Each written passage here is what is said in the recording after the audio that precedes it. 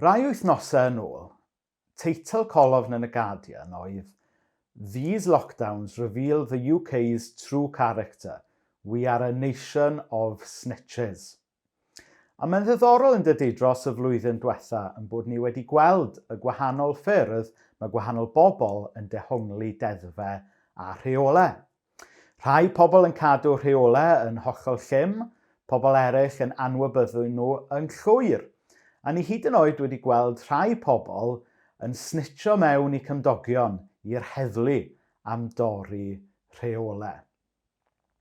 Nawr, nôl y mis Mai, mi oedd yna sgandal wleidyddol mawr pan nath prif ymgynghorydd y Llywodraeth, y Prif Weinidog, dorri i reolau i hun a teithio cannoedd o filltiroedd pan oedd wedi profi yn bositif am y feirws.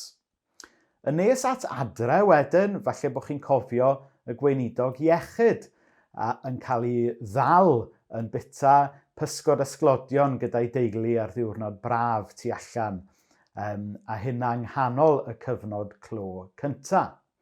Yn dechnegol, a bod yn deg gyda fe, doedd e ddim wedi torri y rheolau, achos oedd e'n byw o fewn tafliad carreg i le oedd yn bita i bicnic. Ond eto oedd llawer yn gofyn a oedd e'n cadw at ysbryd y ddeddf. A mae'n ddiddorol yn dydy bod pobl yn gweld gwahaniaeth rhwng llythyren y ddeddf ac hefyd ysbryd y ddeddf. A dyna mae dameg y Symariad Jigarog yn cychwyn gyda. Mae gyda ni arbenigwyr yn y gyfraith sydd yn trio dal Iesu allan, yn trio snitio ar Iesu os hoffech chi, achos bod e ddim yn cadw at y deddfe a rheolau yn yr union ffordd oedd nhw yn ei deall nhw. Maen nhw'n trio dal Iesu allan drwy ofyn cwestiwn iddo fe. Maen nhw'n gofyn iddo fe beth sydd rhaid i ni wneud i gael bywyd tragwyddol.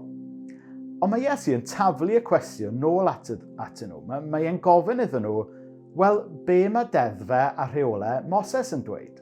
A wedyn maen nhw'n ateb, achos fel arbenigwyr, maen nhw'n gwybod beth ydy llythyren y ddeddf. A maen nhw'n dweud, wel, mae rhaid i chi garu Duw a hefyd caru eich gelynion yn yr un ffordd y byddech chi yn caru eich hunan.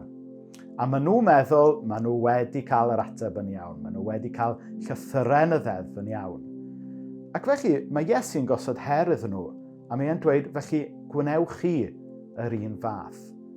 Ac yn sydyn reit, mae'r gad yn syrthio. Bod nhw'n bobl oedd yn gwybod llythyren y ddeddf, dydyn nhw falle ddim wedi dal ysbryd y ddeddf. Ac yn amser Iesu, mi oedd ganddo chi y snitchers yma, yr arbenigwyr yn y gyfraith, pobl oedd yn gwybod llythyren y ddeddf, ond oedd falle ddim wedi deall ysbryd y ddeddf. A wedyn mae Iesu mynd mlaen wedyn i adrodd dameg y Symariad Jigarog, lle mae e'n dangos y deddf Cariad mewn gweithrediad, mewn sefyllfa go iawn. Ac felly, mae yna wahoddiad i ni hefyd ar ddiwedd blwyddyn le mae rheolau a deddfe a sgwrs ynglyn â llythyren y ddeddf ac ysbryd y ddeddf wedi bod yn fyw iawn. Mae'n bwysig bod ni hefyd yn gofyn, pan mae e'n dod i bethau Duw, ydyn ni'n bobl sydd jyst yn gwybod y gair, neu ydyn ni yn adnabod y gair sef Iesu? Ydyn ni'n bobl sydd jyst a diddordeb mewn llythyren deddfe, neu ydyn ni'n bobl sydd eisiau dal ysbryd deddf Cariad, sef Iesu